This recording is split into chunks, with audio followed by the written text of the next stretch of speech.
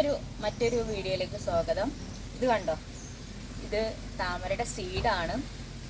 ഇത് നമ്മളെ ഈ ഹൈബ്രിഡ് ഇനം താമരക്ക് എങ്ങനെ സീഡ് കിട്ടും എന്നുള്ളതാണ്. അതൊരു പുതിയ ഇനം താമര എങ്ങനെ കണ്ടെത്താം എന്നുള്ളൊരു വീഡിയോ ആണ് ഇന്ന് ഞാൻ ചെയ്യുന്നത്. ഞാനൊരു വീഡിയോ ചെയ്തിരുന്നു, അത് അത്ര ക്ലാരിറ്റി പോരാന്ന് എല്ലാവരും പറഞ്ഞു.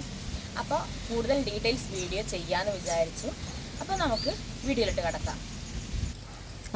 ഇത് കണ്ടോ, നമ്മൾ ഒരു താമര സെലക്ട് ചെയ്യുമ്പോൾ ഇതേപോലെ സീഡ് പോഡ് കാണണം.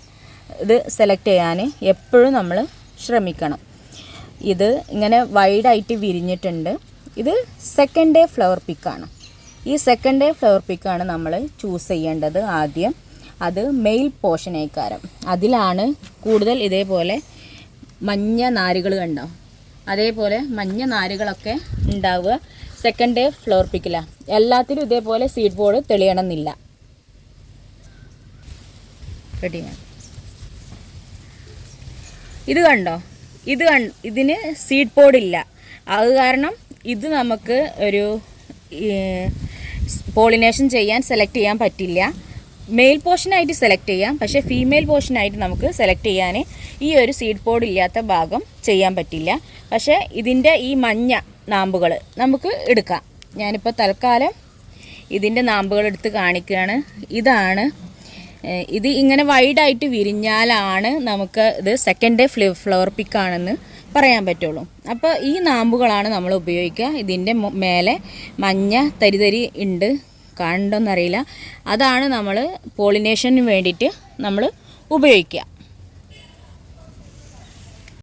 ഇതാണ് ഞാൻ ഇന്ന് സെലക്ട് ചെയ്യാൻ പോകുന്ന ഫ്ലവർ. ഇത് കൊക്കിനുമാണ്.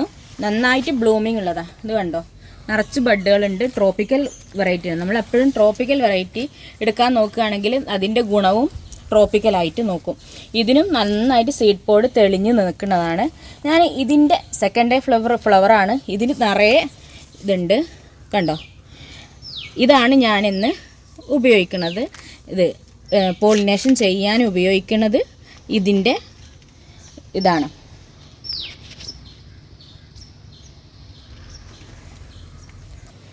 ഞാൻ ഇന്ന് ഇതിലേക്കാണ് അപ്ലൈ ചെയ്യാൻ പോകുന്നത്. ഇതാണ് ഫസ്റ്റ് ഡേ ഫ്ലവർ പിക്ക്.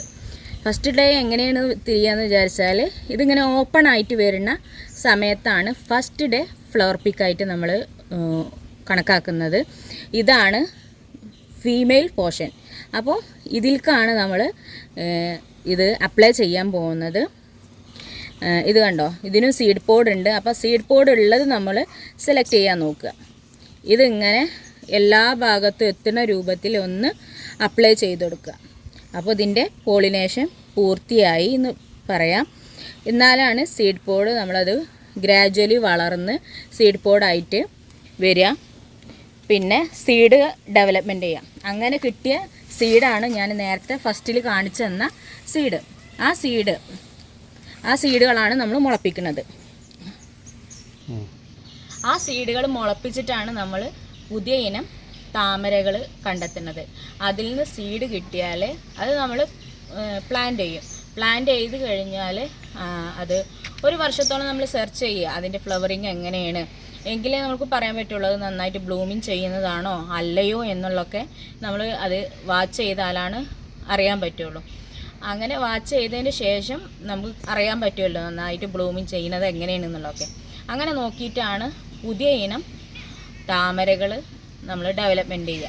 ഇതേപോലെ രീതിയിലാണ് പോളിനേഷൻ ചെയ്യേണ്ടത്. ഫസ്റ്റ് ഡേ ഫ്ലവർ പിക്കും അതേപോലെ തന്നെ സെക്കൻഡ് ഡേ ഫ്ലവർ പിക്കും തമ്മിൽ ക്രോസ് പോളിനേഷൻ ചെയ്തിട്ട് രണ്ടിനം വെറൈറ്റി ക്രോസ് പോളിനേഷൻ ചെയ്തിട്ടാണ് ഒരു പുതിയ ഇനം താമര കണ്ടെത്തുന്നത്. അപ്പോൾ ഇത്രയുള്ള വീഡിയോ. ഈ വീഡിയോ ആർക്കെങ്കിലും ഉപകാരമായെങ്കിൽ ലൈക്ക് ചെയ്യുക, ഷെയർ ചെയ്യുക, സബ്സ്ക്രൈബ് ചെയ്യുക. താങ്ക്